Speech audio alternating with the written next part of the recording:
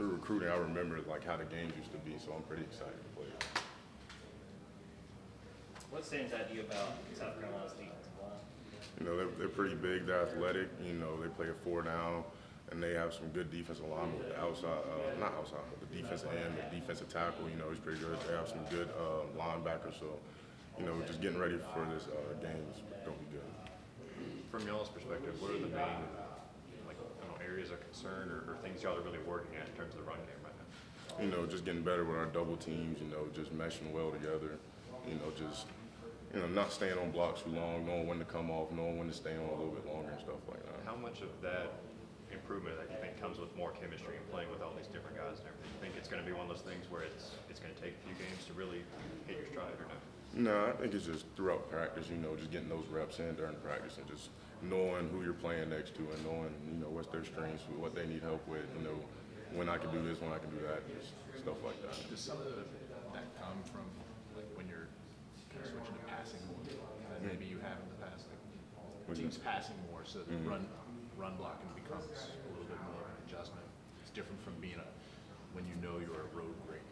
Yeah, you know, we practice run game every day, you know, in our NDs throughout different, you know, ND periods throughout practice. So, you know, even though we're throwing more, you know, we always stick, you know, get our run game stuff in every day. I'm just wondering if during the course of the game, it's like when you are passing more, it's like, okay, the run block, that's where things can kind of get a little. You know, as offensive line, we're always focused on run the ball. We want to run the ball. You know, we want to be physical, come off the ball, but you know, in certain situations, you have to be ready to pass. You know, once you get in third and long, that situation. Looking at the environment, as someone asked earlier, how important is this week for the offensive line? Just understanding that it's going to be loud when you guys are out there. You know, just we'll work on it. You know, in the indoor, we'll crank up some of the crowd noises, so we'll get used to it. You know, just working through that through practice and getting ready for it. What's some of the loudest environments outside of Athens road games that you've played through this last year? Auburn and definitely Tennessee. Yeah, that was pretty fun too. I feel like Coach has all these phrases, right? Keep chopping, attack the day. You know, won't be hunted, lead or not. Is there one that sticks out to you? I mean, are those a big deal, or do you feel like they can really bring the team together? Oh yeah, I know. Like the biggest one we have is like nobody cares. You know, South Carolina, they don't care that we won the national championship last year. You know, they're just worried about this game Saturday, and so just putting that behind us, even though it was a big thing, just putting that behind us and worrying about what's in front of us. How does he introduce something like that? Is it like a big team meeting where he just kind of gets that out there? How does that come about? Sometimes it's a team meeting, but sometimes, you know, with the nobody cares, that was on one of our workout shirts. We just showed up and it was on it. And, you know, Coach Sinclair was like, nobody cares. You know, we got to keep working, keep chopping, keep pushing forward. You came down to Georgia and South Carolina, right? You came down to Georgia and South Carolina and recruited? Yeah, Georgia, South Carolina. What was the kind of, how do you see this? How did you see the two? I know it's weird because Coach Muschamp's here now, but like how did that come down? How did you see the two? You know, I love Coach Muschamp, and you know, I love Coach Smart. And at the time, I just wanted to play for Georgia. You know, even though BMAC was there, you know, the family legacy, them playing here, I just wanted to follow and play at Georgia. Was it just Georgia's the home state? Georgia's the bigger program? It's just Georgia's the home state. I grew up a Georgia fan, so having the chance to play for my, you know, childhood school, you know, couldn't pass that up.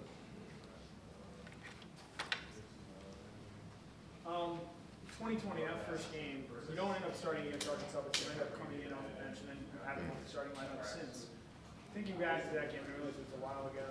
What do you remember about that, about not starting and then being thrust in there and being like, all right, I'm with the ones right now, and I got to earn this and make sure that I don't give it up?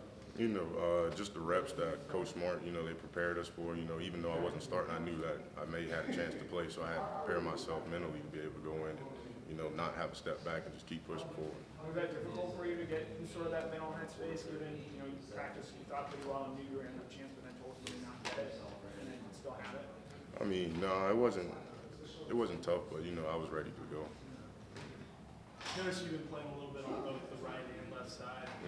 Is there a huge difference between those two, other than the physical side of the line that you're on, like technique-wise and stuff? No, it's really just the same technique, you know, just different, you know, studying. Instead of having this foot back, I got the other foot back, and, you know, just, no, it's not too big of a difference. And then as far as the rotation of the offensive line goes, Coach Martin said that it all comes out in practice and stuff. How does that create competition in practice between you guys? And obviously, y'all are still teammates and you want to go out there and compete together. You know, what kind of energy does that bring to the offensive line? You know, it always brings energy. You know, you want to go out there and practice and get better, and you know that somebody behind you wants to play too. So they're giving you their best, so you got to come out there with your best, and it just brings a healthy, you know, competition throughout the offensive line. Warren, I was over there, so you may be repeating yourself a little bit now, but the run game stuff at 4 yards a carry against Samford, that's good, but I know It wasn't on standard, Yeah. So just what has to happen and what's going on there? You know, we have to go in today, look at the film, see what they were doing. You know, they did a lot more moving than we expect them to do, and so we have to go in there and figure out, you know, the mistakes we made and how to perfect them this week going into this game.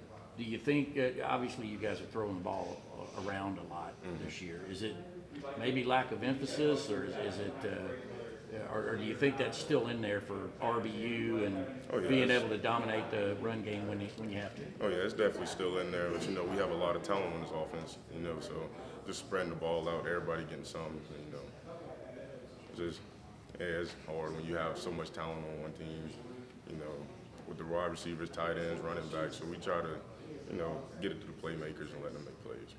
You'll have more playmakers this year than any other time that you've been here on the team? You know, bringing back with the same offense that we had last year, you know, most players coming back, you know, the year just maturity, so I think, yeah, we have some more playmakers that we trust to have the ball in their hands.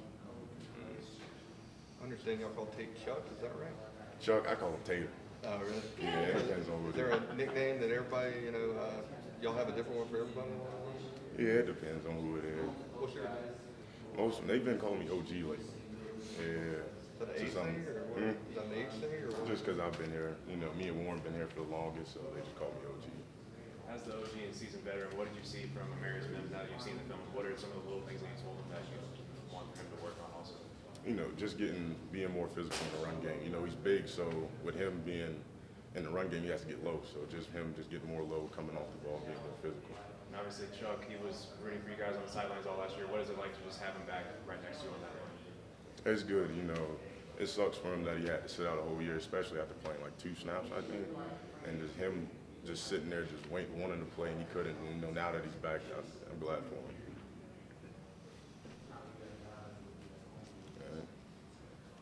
All right, thank you. Thank you. Thank you. Appreciate your time.